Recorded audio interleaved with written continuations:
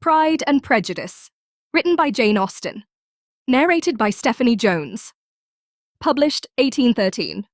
Chapter 1. It is a truth universally acknowledged that a single man in possession of a good fortune must be in want of a wife. However little known the feelings or views of such a man may be on his first entering a neighbourhood, this truth is so well fixed in the minds of the surrounding families that he is considered the rightful property of some one or other of their daughters. "My dear Mr. Bennet," said his lady to him one day, "have you heard that Netherfield Park is let at last?" Mr. Bennet replied that he had not.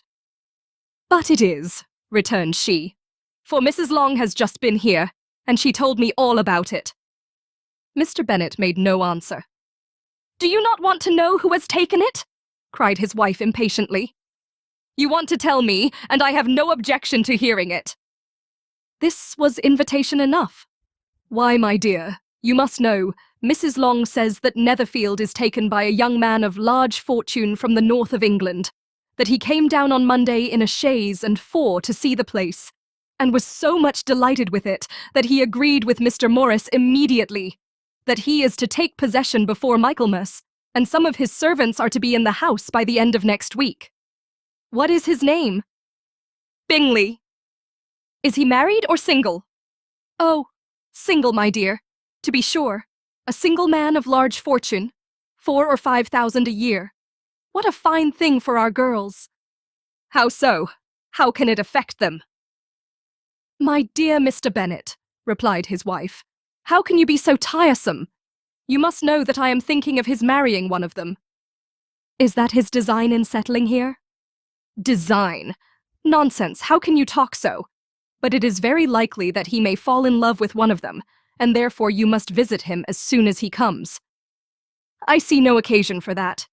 You and the girls may go, or you may send them by themselves, which perhaps will be still better, for as you are as handsome as any of them, Mr. Bingley may like you the best of the party." "My dear, you flatter me. I certainly have had my share of beauty, but I do not pretend to be anything extraordinary now. When a woman has 5 grown-up daughters, she ought to give over thinking of her own beauty. In such cases, a woman has not often much beauty to think of." "But, my dear, you must indeed go and see Mr. Bingley when he comes into the neighbourhood." "It is more than I engage for, I assure you." "But consider your daughters. Only think what an establishment it would be for one of them. Sir William and Lady Lucas are determined to go, merely on that account. For in general, you know, they visit no newcomers. Indeed, you must go, for it will be impossible for us to visit him if you do not." "You are over-scrupulous, surely. I dare say Mr. Bingley will be very glad to see you, and I will send a few lines by you to assure him of my hearty consent to his marrying whichever he chooses of the girls, though I must throw in a good word for my little Lizzie." "I desire you will do no such thing. Lizzie is not a bit better than the others, and I am sure she is not half so handsome as Jane, nor half so good-humoured as Lydia. But you are always giving her the preference." "They have none of them much to recommend them," replied he. "They are all silly and ignorant like other girls. But Lizzie has something more of quickness than her sisters." "Mr. Bennet, how can you abuse your own children in such a way? You take delight in vexing me. You have no compassion for my poor nerves." "You mistake me, my dear. I have a high respect for your nerves. They are my old friends. I have heard you mention them with consideration these last 20 years at least." "Ah, you do not know what I suffer. But I hope you will get over it, and live to see many young men of 4,000 a year come into the neighbourhood." "It will be no use to us, if 20 such should come, since you will not visit them." "Depend upon it, my dear, that when there are 20, I will visit them all." Mr. Bennet was so odd a mixture of quick parts, sarcastic humour, reserve, and caprice, that the experience of 23 years had been insufficient to make his wife understand his character. Her mind was less difficult to develop. She was a woman of mean understanding, little information, and uncertain temper. When she was discontented, she fancied herself nervous. The business of her life was to get her daughters married. Its solace was visiting and news. Chapter 2. Mr. Bennet was among the earliest of those who waited on Mr. Bingley. He had always intended to visit him, though to the last always assuring his wife that he should not go. Until the evening after the visit was paid, she had no knowledge of it. It was then disclosed in the following manner. Observing his second daughter employed in trimming a hat, he suddenly addressed her with, "I hope Mr. Bingley will like it, Lizzie." "We are not in a way to know what Mr. Bingley likes," said her mother resentfully, "since we are not to visit." "But you forget, Mamma," said Elizabeth, "that we shall meet him at the assemblies, and that Mrs. Long promised to introduce him." "I do not believe Mrs. Long will do any such thing. She has 2 nieces of her own. She is a selfish, hypocritical woman, and I have no opinion of her." "No more have I," said Mr. Bennet, "and I am glad to find that you do not depend on her serving you." Mrs. Bennet deigned not to make any reply, but, unable to contain herself, began scolding one of her daughters. "Don't keep coughing so, Kitty, for heaven's sake. Have a little compassion on my nerves. You tear them to pieces." "Kitty has no discretion in her coughs," said her father. "She times them ill." "I do not cough for my own amusement," replied Kitty fretfully. "When is your next ball to be, Lizzie?" "Tomorrow fortnight." "Aye, so it is," cried her mother. "And Mrs. Long does not come back till the day before, so it will be impossible for her to introduce him, for she will not know him herself." "Then, my dear, you may have the advantage of your friend and introduce Mr. Bingley to her." "Impossible, Mr. Bennet, impossible, when I am not acquainted with him myself. How can you be so teasing?" "I honour your circumspection. A fortnight's acquaintance is certainly very little. One cannot know what a man really is by the end of a fortnight. But if we do not venture, somebody else will. And after all, Mrs. Long and her daughters must stand their chance. And therefore, as she will think it an act of kindness, if you decline the office, I will take it on myself." The girls stared at their father. Mrs. Bennet said only, "Nonsense, nonsense." "What can be the meaning of that emphatic exclamation?" cried he. "Do you consider the forms of introduction, and the stress that is laid on them, as nonsense?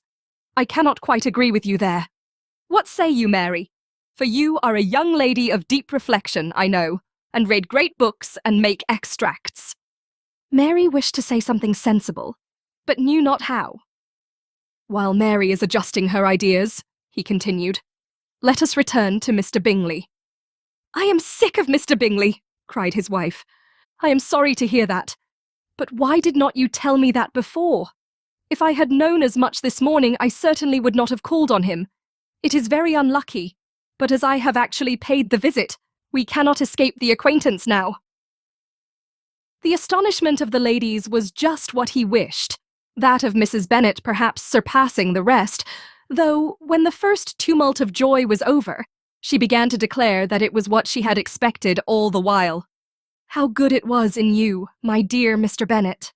But I knew I should persuade you at last. I was sure you loved your girls too well to neglect such an acquaintance. Well, how pleased I am. And it is such a good joke, too, that you should have gone this morning and never said a word about it till now." "Now, Kitty, you may cough as much as you choose," said Mr. Bennet, and, as he spoke, he left the room, fatigued with the raptures of his wife. "What an excellent father you have, girls," said she, when the door was shut. "I do not know how you will ever make him amends for his kindness, or me either, for that matter. At our time of life it is not so pleasant, I can tell you, to be making new acquaintances every day. But for your sakes, we would do anything. Lydia, my love, though you are the youngest, I dare say Mr. Bingley will dance with you at the next ball." "Oh," said Lydia stoutly, "I am not afraid, for though I am the youngest, I'm the tallest." The rest of the evening was spent in conjecturing how soon he would return Mr. Bennet's visit, and determining when they should ask him to dinner. Chapter 3. Not all that Mrs. Bennet, however, with the assistance of her 5 daughters, could ask on the subject, was sufficient to draw from her husband any satisfactory description of Mr. Bingley. They attacked him in various ways, with barefaced questions, ingenious suppositions, and distant surmises. But he eluded the skill of them all, and they were at last obliged to accept the second-hand intelligence of their neighbour, Lady Lucas. Her report was highly favourable. Sir William had been delighted with him. He was quite young, wonderfully handsome, extremely agreeable, and, to crown the whole, he meant to be at the next assembly with a large party. Nothing could be more delightful. To be fond of dancing was a certain step towards falling in love, and very lively hopes of Mr. Bingley's heart were entertained. "If I can but see one of my daughters happily settled at Netherfield," said Mrs. Bennet to her husband, "and all the others equally well married, I shall have nothing to wish for." In a few days, Mr. Bingley returned Mr. Bennet's visit, and sat about 10 minutes with him in his library. He had entertained hopes of being admitted to a sight of the young ladies, of whose beauty he had heard much, but he saw only the father. The ladies were somewhat more fortunate, for they had the advantage of ascertaining from an upper window that he wore a blue coat and rode a black horse.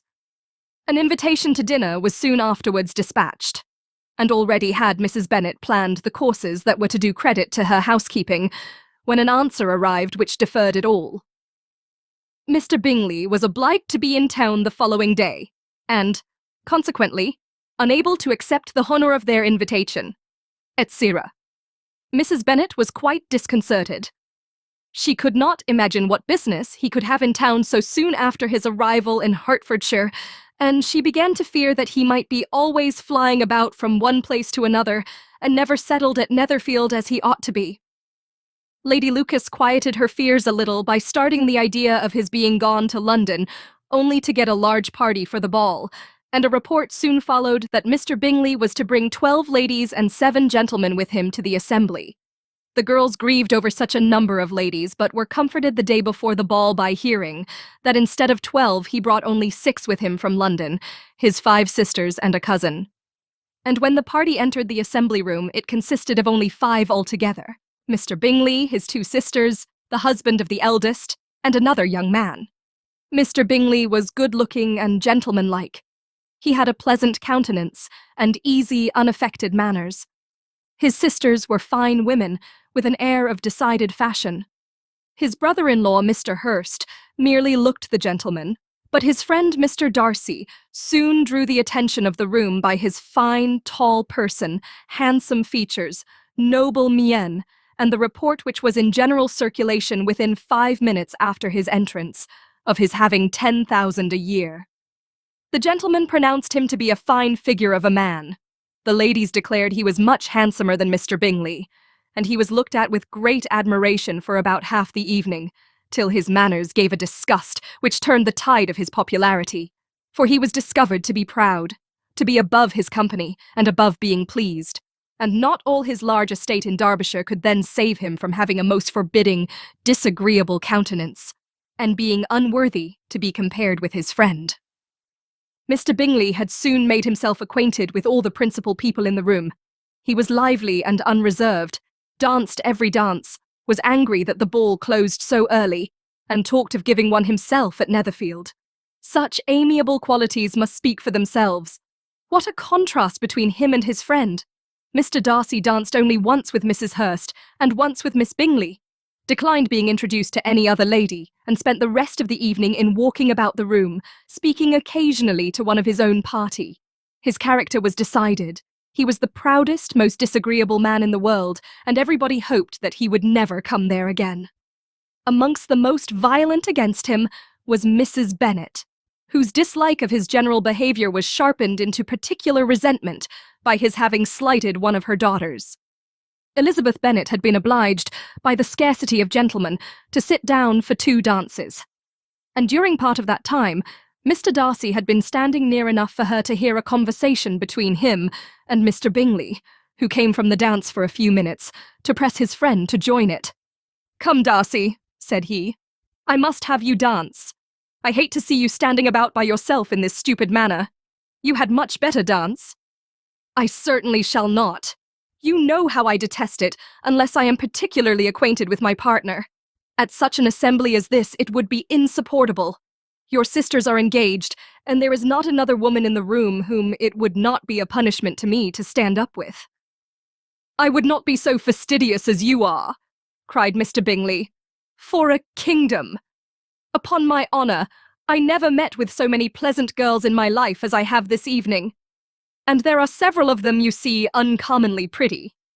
"You are dancing with the only handsome girl in the room," said Mr. Darcy, looking at the eldest Miss Bennet. "Oh, she is the most beautiful creature I ever beheld. But there is one of her sisters sitting down just behind you, who is very pretty, and I dare say very agreeable. Do let me ask my partner to introduce you." "Which do you mean?" And turning round, he looked for a moment at Elizabeth, till catching her eye, he withdrew his own and coldly said, "She is tolerable, but not handsome enough to tempt me. I am in no humour at present to give consequence to young ladies who are slighted by other men. You had better return to your partner and enjoy her smiles, for you are wasting your time with me." Mr. Bingley followed his advice. Mr. Darcy walked off, and Elizabeth remained with no very cordial feelings toward him. She told the story, however, with great spirit among her friends, for she had a lively, playful disposition, which delighted in anything ridiculous. The evening altogether passed off pleasantly to the whole family. Mrs. Bennet had seen her eldest daughter much admired by the Netherfield party. Mr. Bingley had danced with her twice, and she had been distinguished by his sisters. Jane was as much gratified by this as her mother could be, though in a quieter way. Elizabeth felt Jane's pleasure. Mary had heard herself mentioned to Miss Bingley as the most accomplished girl in the neighbourhood, and Catherine and Lydia had been fortunate enough never to be without partners, which was all that they had yet learnt to care for at a ball. They returned, therefore, in good spirits to Longbourn, the village where they lived, and of which they were the principal inhabitants. They found Mr. Bennet still up. With a book, he was regardless of time, and on the present occasion he had a good deal of curiosity as to the events of an evening which had raised such splendid expectations. He had rather hoped that his wife's views on the stranger would be disappointed, but he soon found out that he had a different story to hear. "Oh, my dear Mr. Bennet," as she entered the room, "we have had a most delightful evening, a most excellent ball. I wish you had been there. Jane was so admired, nothing could be like it. Everybody said how well she looked, and Mr. Bingley thought her quite beautiful, and danced with her twice. Only think of that, my dear. He actually danced with her twice. And she was the only creature in the room that he asked a second time. First of all, he asked Miss Lucas. I was so vexed to see him stand up with her. But, however, he did not admire her at all. Indeed, nobody can, you know. And he seemed quite struck with Jane as she was going down the dance. So he inquired who she was, and got introduced, and asked her for the two next. Then the two third, he danced with Miss King, and the two fourth with Maria Lucas, and the two fifth with Jane again, and the two sixth with Lizzie, and the boulanger. "If he had had any compassion for me," cried her husband impatiently, "he would not have danced half so much. For God's sake, say no more of his partners. Oh, that he had sprained his ankle in the first dance." "Oh, my dear, I am quite delighted with him. He is so excessively handsome, and his sisters are charming women. I never in my life saw anything more elegant than their dresses. I dare say the lace upon Mrs. Hurst's gown—" Here she was interrupted again. Mr. Bennet protested against any description of finery. She was therefore obliged to seek another branch of the subject, and related, with much bitterness of spirit and some exaggeration, the shocking rudeness of Mr. Darcy. "But I can assure you," she added, "that Lizzie does not lose much by not suiting his fancy, for he is a most disagreeable, horrid man, not at all worth pleasing. So high and so conceited that there was no enduring him. He walked here, and he walked there, fancying himself so very great, not handsome enough to dance with. I wish you had been there, my dear, to have given him one of your set-downs. I quite detest the man." Chapter 4. When Jane and Elizabeth were alone, the former, who had been cautious in her praise of Mr. Bingley before, expressed to her sister just how very much she admired him. "He is just what a young man ought to be," said she, "sensible, good-humoured, lively, and I never saw such happy manners, so much ease, with such perfect good breeding." "He is also handsome," replied Elizabeth, "which a young man ought likewise to be, if he possibly can. His character is thereby complete." "I was very much flattered by his asking me to dance a second time. I did not expect such a compliment." "Did not you? I did for you. But that is one great difference between us. Compliments always take you by surprise, and men never. What could be more natural than his asking you again? He could not help seeing that you were about 5 times as pretty as every other woman in the room. No thanks to his gallantry for that. Well, he certainly is very agreeable, and I give you leave to like him. You have liked many a stupider person." "Dear Lizzie!" "Oh, you are a great deal too apt, to like people in general. You never see a fault in anybody. All the world are good and agreeable in your eyes. I never heard you speak ill of a human being in your life." "I would not wish to be hasty in censuring anyone, but I always speak what I think." "I know you do, and it is that which makes the wonder. With your good sense, to be so honestly blind to the follies and nonsense of others. Affectation of candour is common enough. One meets with it everywhere. But to be candid without ostentation or design, to take the good of everybody's character and make it still better, and say nothing of the bad, belongs to you alone. And so you like this man's sisters too, do you? Their manners are not equal to his." "Certainly not, at first. But they are very pleasing women when you converse with them. Miss Bingley is to live with her brother, and keep his house, and I am much mistaken if we shall not find a very charming neighbour in her." Elizabeth listened in silence, but was not convinced. Their behaviour at the assembly had not been calculated to please in general, and with more quickness of observation and less pliancy of temper than her sister, and with a judgment too unassailed by any attention to herself, she was very little disposed to approve them. They were, in fact, very fine ladies, not deficient in good humour when they were pleased, nor in the power of making themselves agreeable when they chose it, but proud and conceited. They were rather handsome, had been educated in one of the first private seminaries in town, had a fortune of £20,000, were in the habit of spending more than they ought, and of associating with people of rank, and were therefore in every respect entitled to think well of themselves and meanly of others. They were of a respectable family in the north of England, a circumstance more deeply impressed on their memories than that their brother's fortune, and their own, had been acquired by trade. Mr. Bingley inherited property to the amount of nearly £100,000 from his father, who had intended to purchase an estate, but did not live to do it. Mr. Bingley intended it likewise, and sometimes made choice of his county.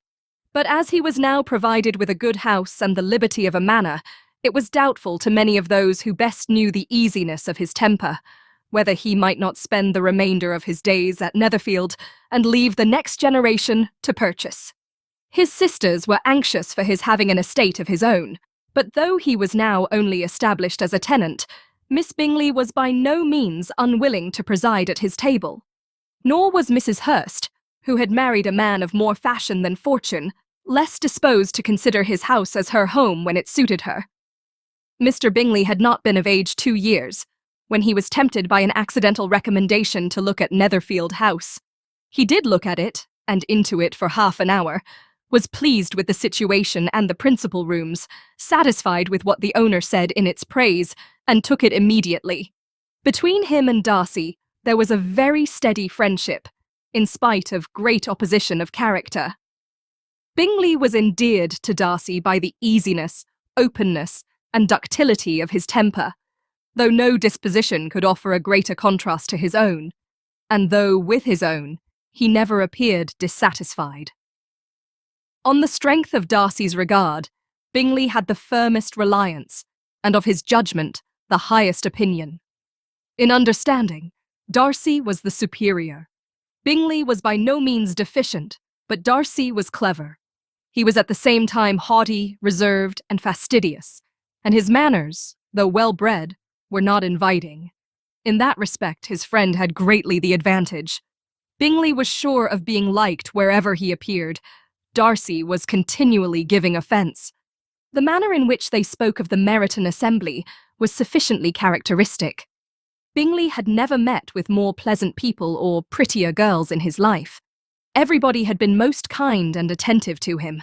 There had been no formality, no stiffness. He had soon felt acquainted with all the room, and as to Miss Bennet, he could not conceive an angel more beautiful. Darcy, on the contrary, had seen a collection of people in whom there was little beauty and no fashion, for none of whom he had felt the smallest interest, and from none received either attention or pleasure. Miss Bennet he acknowledged to be pretty, but she smiled too much. Mrs. Hurst and her sister allowed it to be so. But still they admired her and liked her, and pronounced her to be a sweet girl, and one whom they would not object to know more of.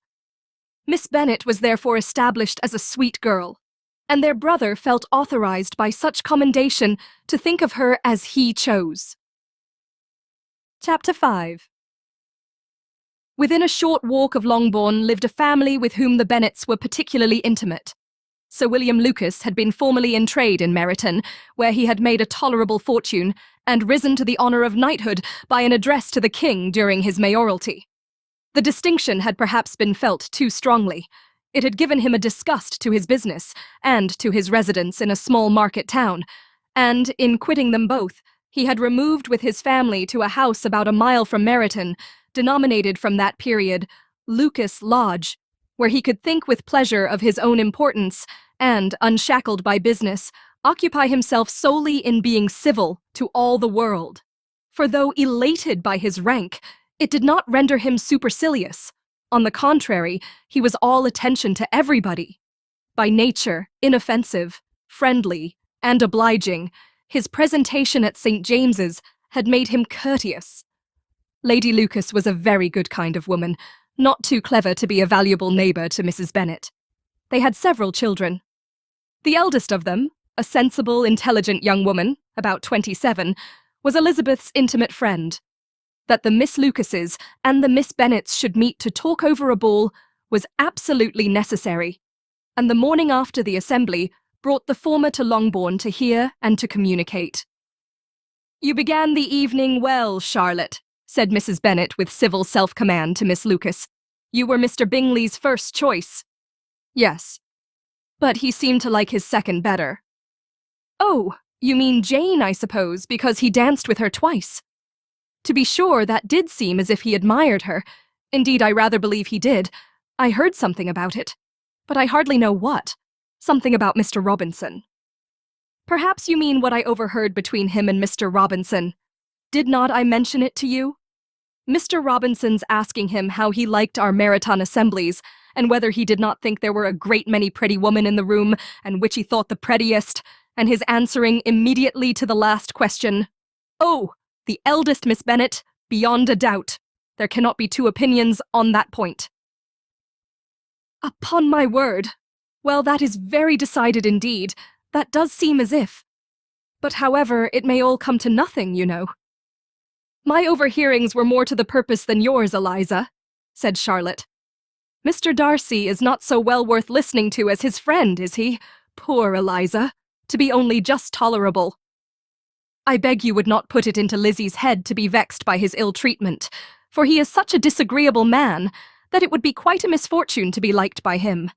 Mrs. Long told me last night that he sat close to her for half an hour without once opening his lips." "Are you quite sure, ma'am? Is not there a little mistake?" said Jane. "I certainly saw Mr. Darcy speaking to her." "Aye, because she asked him at last how he liked Netherfield, and he could not help answering her, but she said he seemed quite angry at being spoke to."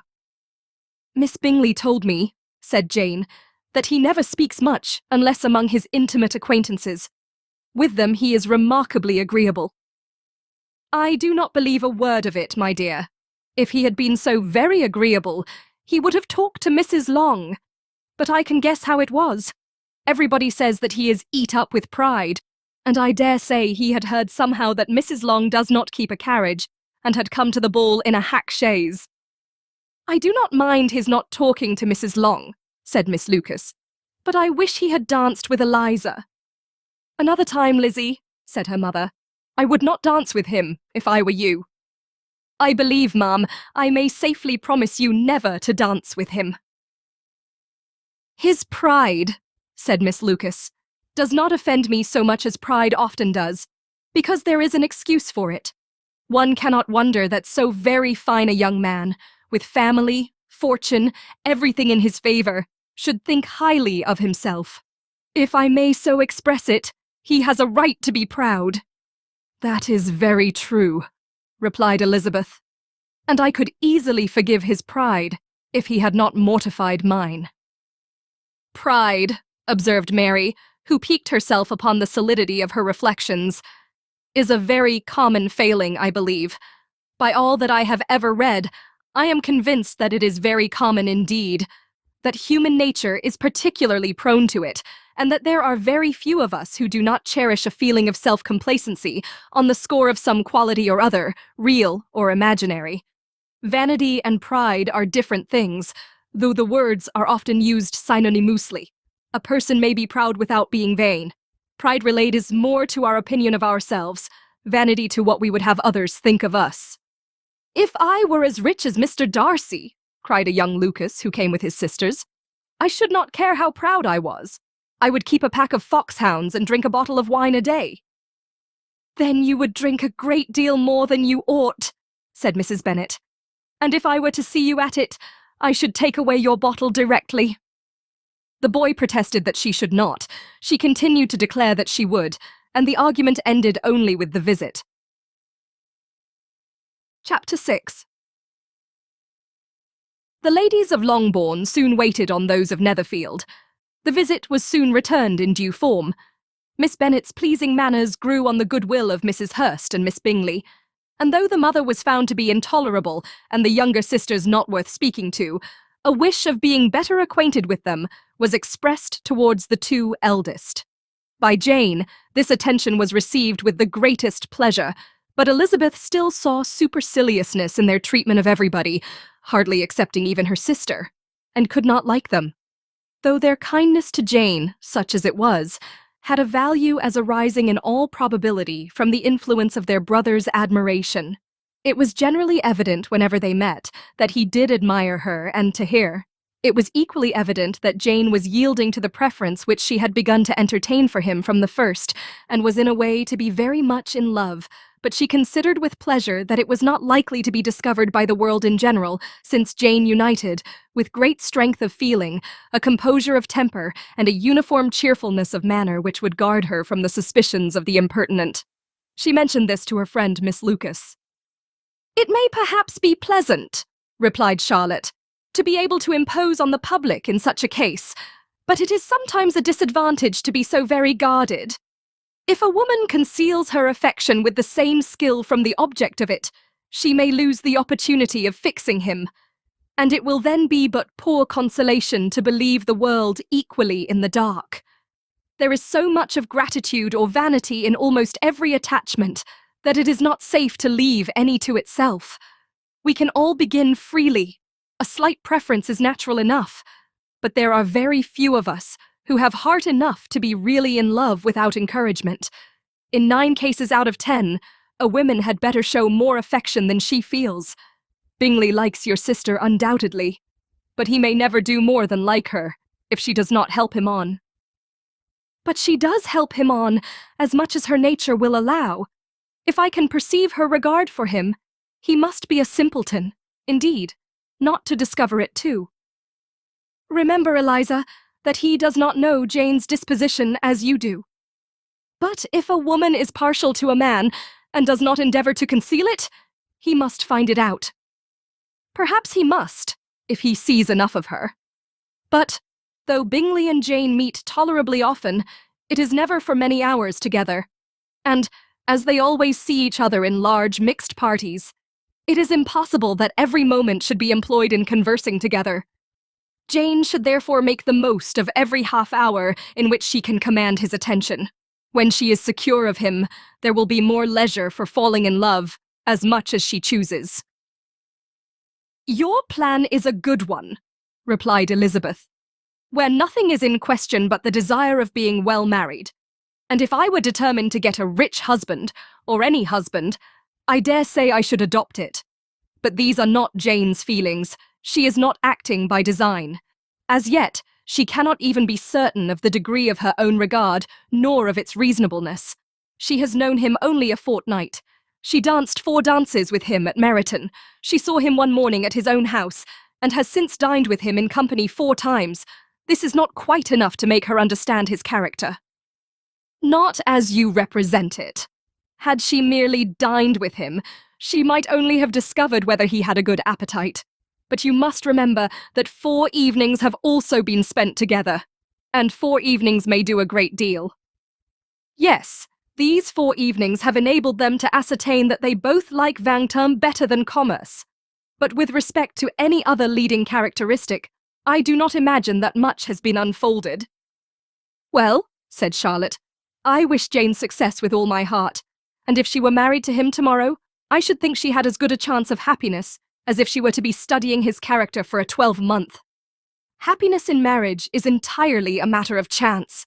If the dispositions of the parties are ever so well known to each other, or ever so similar beforehand, it does not advance their felicity in the least.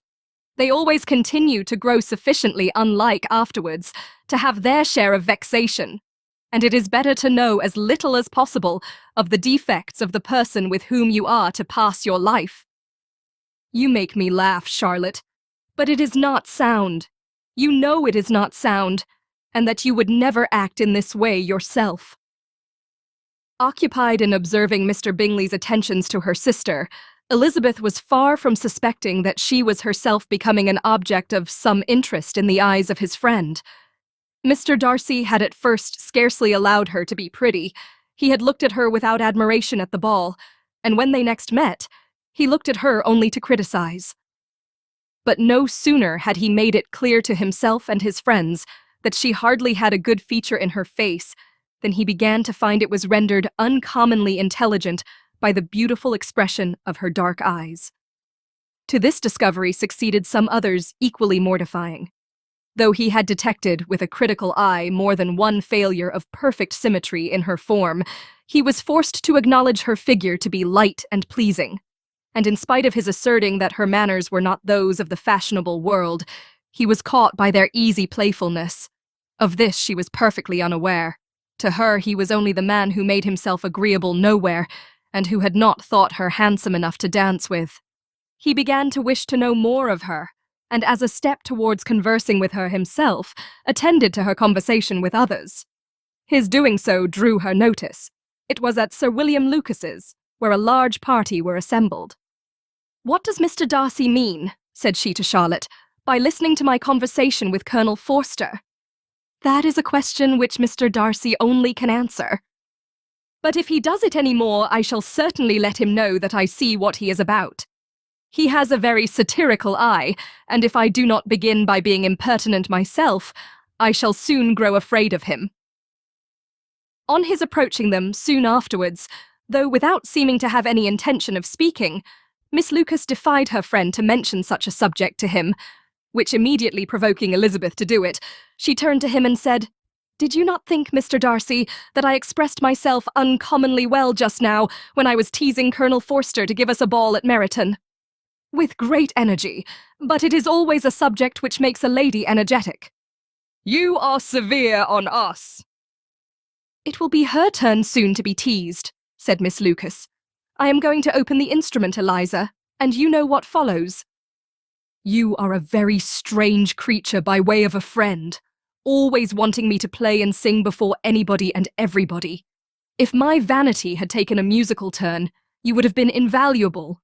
But as it is, I would really rather not sit down before those who must be in the habit of hearing the very best performers." On Miss Lucas's persevering, however, she added, "Very well, if it must be so, it must." And gravely glancing at Mr. Darcy, "There is a fine old saying, which everybody here is of course familiar with. Keep your breath to cool your porridge, and I shall keep mine to swell my song." Her performance was pleasing, though by no means capital. After a song or two, and before she could reply to the entreaties of several that she would sing again, She was eagerly succeeded at the instrument by her sister Mary, who, having, in consequence of being the only plain one in the family, worked hard for knowledge and accomplishments, was always impatient for display. Mary had neither genius nor taste, and though vanity had given her application, it had given her likewise a pedantic air and conceited manner, which would have injured a higher degree of excellence than she had reached. Elizabeth, easy and unaffected, had been listened to with much more pleasure, though not playing half so well. And Mary, at the end of a long concerto, was glad to purchase praise and gratitude by Scotch and Irish airs, at the request of her younger sisters who, with some of the Lucases and 2 or 3 officers, joined eagerly in dancing at one end of the room. Mr. Darcy stood near them in silent indignation at such a mode of passing the evening, to the exclusion of all conversation, and was too much engrossed by his thoughts to perceive that Sir William Lucas was his neighbour, till Sir William thus began. "What a charming amusement for young people this is, Mr. Darcy. There is nothing like dancing after all. I consider it as one of the first refinements of polished society." "Certainly, sir, and it has the advantage also of being in vogue amongst the less polished societies of the world. Every savage can dance."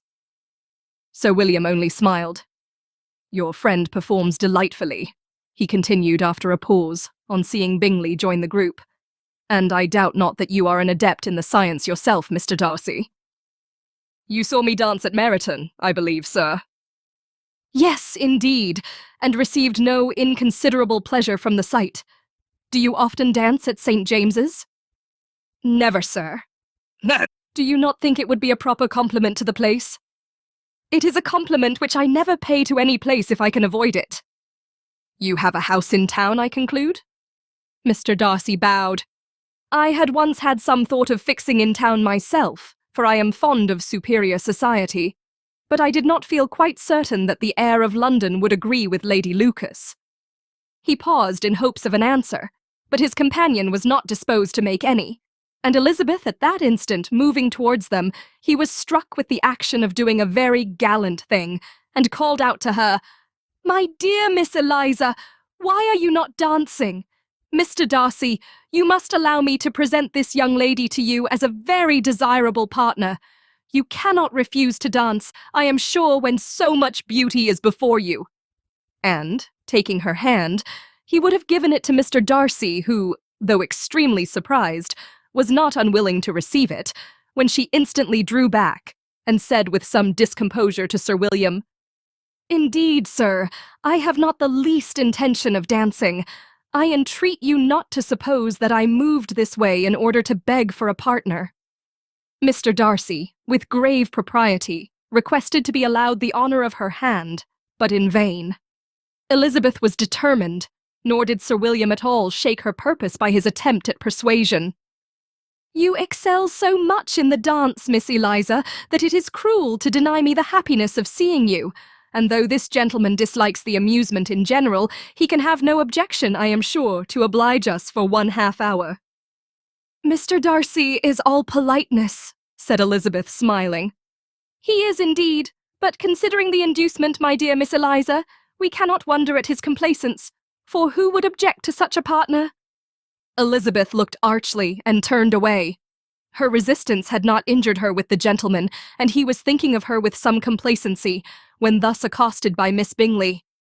"I can guess the subject of your reverie." "I should imagine not." "You are considering how insupportable it would be to pass many evenings in this manner, in such society, and indeed I am quite of your opinion. I was never more annoyed. The insipidity, and yet the noise, the nothingness, and yet the self-importance of all those people. What would I give to hear your strictures on them? Your conjecture is totally wrong, I assure you. My mind was more agreeably engaged. I have been meditating on the very great pleasure which a pair of fine eyes in the face of a pretty woman can bestow." Miss Bingley immediately fixed her eyes on his face, and desired he would tell her what lady had the credit of inspiring such reflections. Mr. Darcy replied with great intrepidity, "Miss Elizabeth Bennet." "Miss Elizabeth Bennet," repeated Miss Bingley. I am all astonishment. How long has she been such a favourite? And pray, when am I to wish you joy? That is exactly the question which I expected you to ask. A lady's imagination is very rapid. It jumps from admiration to love, from love to matrimony, in a moment. I knew you would be wishing me joy. Nay, if you are serious about it, I shall consider the matter is absolutely settled. You will be having a charming mother-in-law indeed, and of course, she will always be at Pemberley with you. He listened to her with perfect indifference, while she chose to entertain herself in this manner, and as his composure convinced her that all was safe, her wit flowed long. Chapter 7. Mr. Bennet's property consisted almost entirely in an estate of £2,000 a year, which, unfortunately for his daughters, was entailed, in default of heirs male, on a distant relation, and their mother's fortune, though ample for her situation in life, could but ill supply the deficiency of his. Her father had been an attorney in Meryton, and had left her £4,000. She had a sister married to a Mr. Phillips, who had been a clerk to their father and succeeded him in the business, and a brother settled in London in a respectable line of trade. The village of Longbourn was only 1 mile from Meryton, a most convenient distance for the young ladies, who were usually tempted thither 3 or 4 times a week, to pay their duty to their aunt and to a milliner's shop just over the way. The 2 youngest of the family, Catherine and Lydia, were particularly frequent in these attentions. Their minds were more vacant than their sisters', and when nothing better offered, a walk to Meryton was necessary to amuse their morning hours and furnish conversation for the evening, and however bare of news the country in general might be, they always contrived to learn some from their aunt. At present, indeed, they were well supplied both with news and happiness by the recent arrival of a militia regiment in the neighbourhood. It was to remain the whole winter, and Meryton was the headquarters. Their visits to Mrs. Phillips were now productive of the most interesting intelligence. Every day added something to their knowledge of the officers' names and connections. Their lodgings were not long a secret, and at length they began to know the officers themselves. Mr. Phillips visited them all, and this opened to his nieces a store of felicity unknown before. They could talk of nothing but officers, and Mr. Bingley's large fortune, the mention of which gave animation to their mother, was worthless in their eyes when opposed to the regimentals of an ensign. After listening one morning to their effusions on this subject, Mr. Bennet coolly observed, "From all that I can collect by your manner of talking, you must be 2 of the silliest girls in the country. I have suspected it some time, but I am now convinced."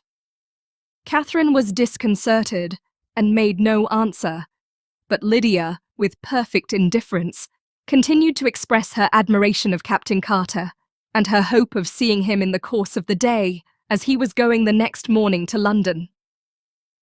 "I am astonished, my dear," said Mrs. Bennet, "that you should be so ready to think your own children silly. If I wished to think slightingly of anybody's children, it should not be of my own, however. If my children are silly, I must hope to be always sensible of it. Yes, but as it happens, they are all of them very clever. This is the only point, I flatter myself, on which we do not agree. I had hoped that our sentiments coincided in every particular, but I must so far differ from you as to think our 2 youngest daughters uncommonly foolish." "My dear Mr. Bennet, you must not expect such girls to have the sense of their father and mother. When they get to our age, I dare say they will not think about officers any more than we do. I remember the time when I liked a red coat myself very well, and, indeed, so I do still at my heart. And if a smart young colonel, with 5,000 or 6,000 a year, should want one of my girls, I shall not say nay to him. And I thought Colonel Forster looked very becoming the other night at Sir William's in his regimentals." "Mamma," cried Lydia, "my aunt says that Colonel Forster and Captain Carter do not go so often to Miss Watson's as they did when they first came. She sees them now very often standing in Clark's library." Mrs. Bennet was prevented replying by the entrance of the footman with a note for Miss Bennet. It came from Netherfield, and the servant waited for an answer. Mrs. Bennet's eyes sparkled with pleasure, and she was eagerly calling out, while her daughter read, "Well, Jane, who is it from? What is it about? What does he say? Well, Jane, make haste and tell us. Make haste, my love. It is from Miss Bingley, said Jane, and then read it aloud. My dear friend, if you are not so compassionate as to dine today with Louisa and me, we shall be in danger of hating each other for the rest of our lives, for a whole day's tete-a-tete between two women can never end without a quarrel. Come as soon as you can on receipt of this. My brother and the gentlemen are to dine with the officers. Yours ever, Caroline Bingley. With the officers, cried Lydia. I wonder my aunt did not tell us of that. Dining out, said Mrs. Bennet. That is very unlucky. Can I have the carriage? Said Jane. No, my dear, you had better go on horseback, because it seems likely to rain, and then you must stay all night. That would be a good scheme, said Elizabeth, if you were sure that they would not offer to send her home. Oh, but the gentlemen will have Mr. Bingley's chaise to go to Meryton, and the Hursts have no horses to theirs. I had much rather go in the coach. But, my dear, your father cannot spare the horses, I am sure. They are wanted in the farm, Mr. Bennet, are they not? They are wanted in the farm much oftener than I can get them. But if you have got them today, said Elizabeth, my mother's purpose will be answered. She did at last extort from her father an acknowledgment that the horses were engaged. Jane was therefore obliged to go on horseback, and her mother attended her to the door with many cheerful prognostics of a bad day. Her hopes were answered. Jane had not been gone long before it rained hard. Her sisters were uneasy for her, but her mother was delighted. The rain continued the whole evening without intermission. Jane certainly could not come back. This was a lucky idea of mine indeed, said Mrs. Bennet more than once, as if the credit of making it rain were all her own. Till the next morning, however, she was not aware of all the felicity of her contrivance. Breakfast was scarcely over when a servant from Netherfield brought the following note for Elizabeth. My dearest Lizzie, I find myself very unwell this morning, which I suppose is to be imputed to my getting wet through yesterday. My kind friends will not hear of my returning till I am better. They insist also on my seeing Mr. Jones, therefore do not be alarmed if you should hear of his having been to me, and, excepting a sore throat and headache, there is not much the matter with me. Yours, etc. Well, my dear, said Mr. Bennet, when Elizabeth had read the note aloud, if your daughter should have a dangerous fit of illness, if she should die, it would be a comfort to know that it was all in pursuit of Mr. Bingley, and under your orders. Oh, I am not afraid of her dying. People do not die of little trifling colds. She will be taken good care of. As long as she stays there, it is all very well. I would go and see her if I could have the carriage. Elizabeth, feeling really anxious, was determined to go to her, though the carriage was not to be had, and as she was no horsewoman, walking was her only alternative. She declared her resolution. How can you be so silly, cried her mother, as to think of such a thing in all this dirt? You will not be fit to be seen when you get there. I shall be very fit to see Jane, which is all I want. Is this a hint to me, Lizzie? Said her father. To send for the horses? No, indeed, I do not wish to avoid the walk. The distance is nothing when one has a motive. Only 3 miles. I shall be back by dinner. I admire the activity of your benevolence, observed Mary, but every impulse of feeling should be guided by reason, and, in my opinion, exertion should always be in proportion to what is required. We will go as far as Meryton with you, said Catherine and Lydia. Elizabeth accepted their company, and the 3 young ladies set off together. If we make haste, said Lydia, as they walked along, perhaps we may see something of Captain Carter before he goes. In Meryton, they parted. The 2 youngest repaired to the lodgings of one of the officers' wives, and Elizabeth continued her walk alone, crossing field after field at a quick pace, jumping over stiles and springing over puddles with impatient activity, and finding herself at last within view of the house, with weary ankles, dirty stockings, and a face glowing with the warmth of exercise. She was shown into the breakfast parlour, where all but Jane were assembled, and where her appearance created a great deal of surprise. That she should have walked 3 miles so early in the day, in such dirty weather and by herself was almost incredible to Mrs. Hurst and Miss Bingley, and Elizabeth was convinced that they held her in contempt for it. She was received, however, very politely by them, and in their brother's manners there was something better than politeness. There was good humour and kindness. Mr. Darcy said very little, and Mr. Hurst nothing at all. The former was divided between admiration of the brilliancy which exercise had given to her complexion, and doubt as to the occasions justifying her coming so far alone. The latter was thinking only of his breakfast.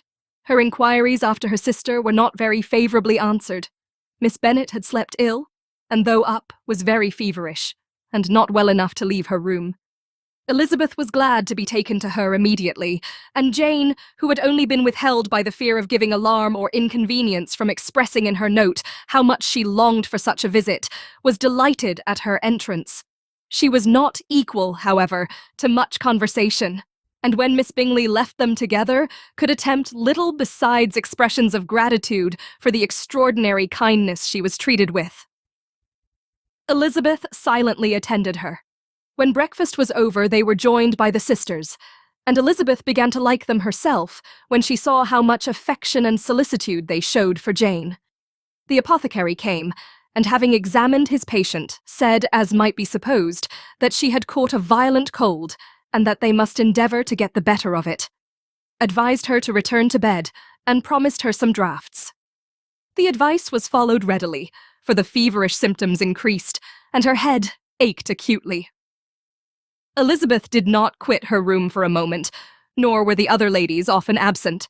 The gentlemen being out, they had, in fact, nothing to do elsewhere. When the clock struck 3, Elizabeth felt that she must go, and very unwillingly said so. Miss Bingley offered her the carriage, and she only wanted a little pressing to accept it, when Jane testified such concern in parting with her, that Miss Bingley was obliged to convert the offer of the chaise to an invitation to remain at Netherfield for the present. Elizabeth most thankfully consented, and a servant was dispatched to Longbourn to acquaint the family with her stay and bring back a supply of clothes. Chapter 8. At 5 o'clock the two ladies retired to dress, and at 6:30 Elizabeth was summoned to dinner. To the civil inquiries which then poured in, and amongst which she had the pleasure of distinguishing the much superior solicitude of Mr. Bingley's, she could not make a very favourable answer. Jane was by no means better.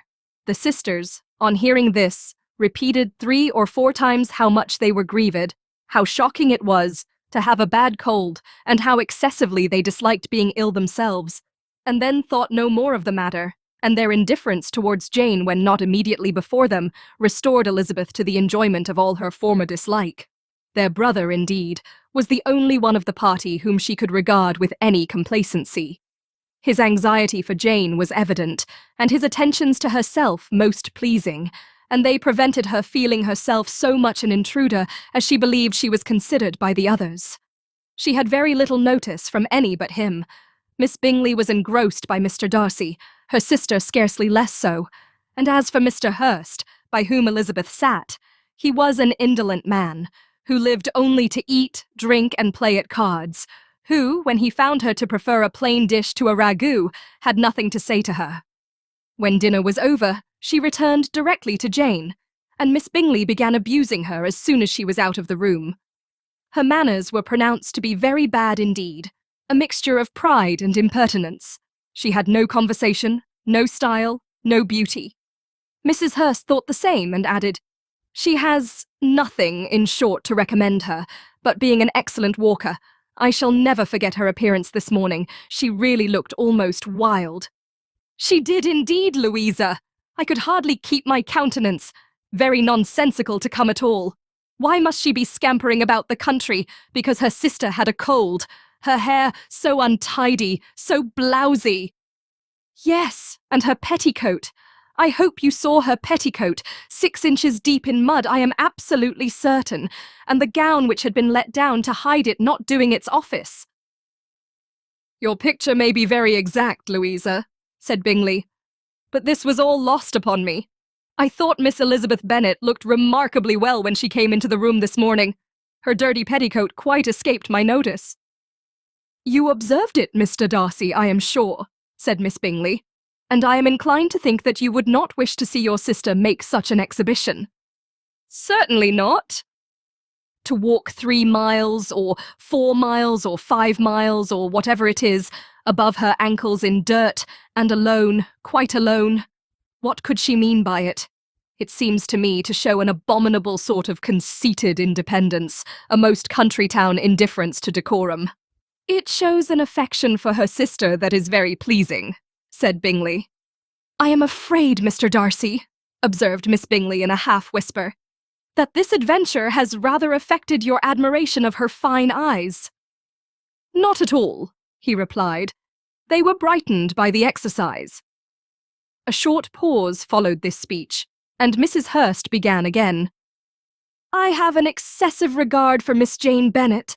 She is really a very sweet girl, and I wish with all my heart she were well settled. But with such a father and mother, and such low connections, I am afraid there is no chance of it.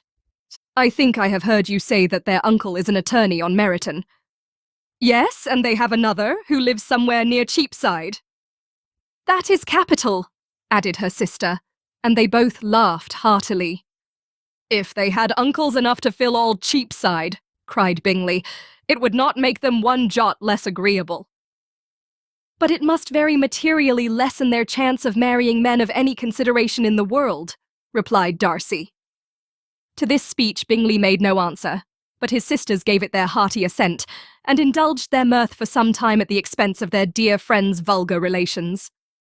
With a renewal of tenderness, however, they returned to her room on leaving the dining-parlour, and sat with her till summoned to coffee.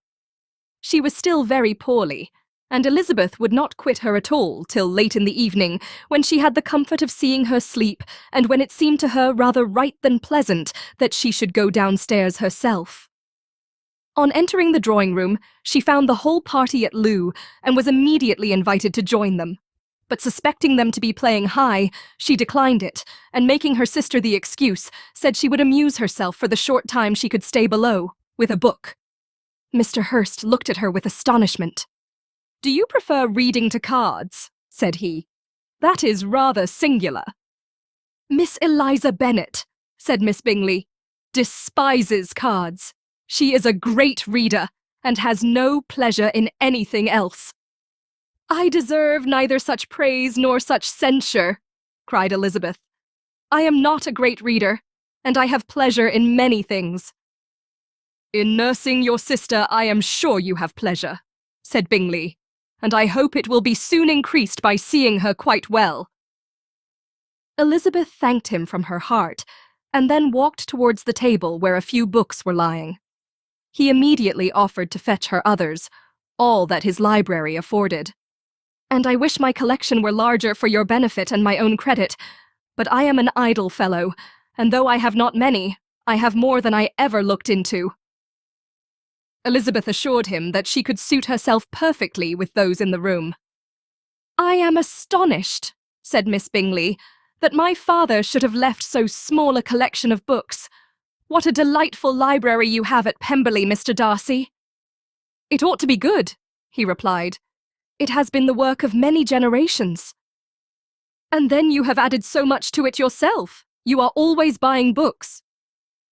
I cannot comprehend the neglect of a family library in such days as these. Neglect! I am sure you neglect nothing that can add to the beauties of that noble place. Charles, when you build your house, I wish it may be half as delightful as Pemberley. I wish it may. But I would really advise you to make your purchase in that neighbourhood, and take Pemberley for a kind of model. There is not a finer county in England than Derbyshire. With all my heart, I will buy Pemberley itself if Darcy will sell it. I am talking of possibilities, Charles. Upon my word, Caroline, I should think it more possible to get Pemberley by purchase than by imitation. Elizabeth was so much caught with what passed as to leave her very little attention for her book, and soon, laying it wholly aside, she drew near the card table and stationed herself between Mr. Bingley and his eldest sister, to observe the game. Is Miss Darcy much grown since the spring? Said Miss Bingley, Will she be as tall as I am? I think she will. She is now about Miss Elizabeth Bennet's height, or rather taller. How I long to see her again. I never met with anybody who delighted me so much. Such a countenance, such manners, and so extremely accomplished for her age. Her performance on the pianoforte is exquisite. It is amazing to me, said Bingley, how young ladies can have patience to be so very accomplished as they all are. All young ladies accomplished? My dear Charles, what do you mean? Yes, all of them, I think. They all paint tables, cover screens, and net purses. I scarcely know anyone who cannot do all this, and I am sure I never heard a young lady spoken of for the first time, without being informed that she was very accomplished. Your list of the common extent of accomplishments, said Darcy, has too much truth. The word is applied to many a woman who deserves it no otherwise than by netting a purse or covering a screen. But I am very far from agreeing with you in your estimation of ladies in general. I cannot boast of knowing more than half a dozen in the whole range of my acquaintance that are really accomplished. Nor I am sure, said Miss Bingley. Then, observed Elizabeth, you must comprehend a great deal in your idea of an accomplished woman. Yes, I do comprehend a great deal in it. Oh, certainly, cried his faithful assistant. No one can be really esteemed accomplished who does not greatly surpass what is usually met with. A woman must have a thorough knowledge of music, singing, drawing, dancing, and the modern languages, to deserve the word. And besides all this, she must possess a certain something in her air and manner of walking, the tone of her voice, her address and expressions, or the word will be but half deserved. All this she must possess, added Darcy, and to all this she must yet add something more substantial in the improvement of her mind by extensive reading. I am no longer surprised at your knowing only 6 accomplished women. I rather wonder now at your knowing any. Are you so severe upon your own sex as to doubt the possibility of all this? I never saw such a woman. I never saw such capacity, and taste, and application, and elegance, as you describe united. Mrs. Hurst and Miss Bingley both cried out against the injustice of her implied doubt, and were both protesting that they knew many women who answered this description, when Mr. Hurst called them to order, with bitter complaints of their inattention to what was going forward. As all conversation was thereby at an end, Elizabeth soon afterwards left the room. Elizabeth Bennet, said Miss Bingley when the door was closed on her, is one of those young ladies who seek to recommend themselves to the other sex by undervaluing their own. And with many men, I dare say, it succeeds. But, in my opinion, it is a paltry device, a very mean art. Undoubtedly, replied Darcy, to whom this remark was chiefly addressed, there is a meanness in all the arts which ladies sometimes condescend to employ for captivation. Whatever bears affinity to cunning is despicable. Miss Bingley was not so entirely satisfied with this reply as to continue the subject. Elizabeth joined them again, only to say that her sister was worse, and that she could not leave her. Bingley urged Mr. Jones being sent for immediately, while his sisters, convinced that no country advice could be of any service, recommended an express to town for one of the most eminent physicians. This she would not hear of, but she was not so unwilling to comply with their brother's proposal, and it was settled that Mr. Jones should be sent for early in the morning, if Miss Bennet were not decidedly better. Bingley was quite uncomfortable. His sisters declared that they were miserable. They solaced their wretchedness, however, by duets after supper, while he could find no better relief to his feelings than by giving his housekeeper directions that every attention might be paid to the sick lady and her sister.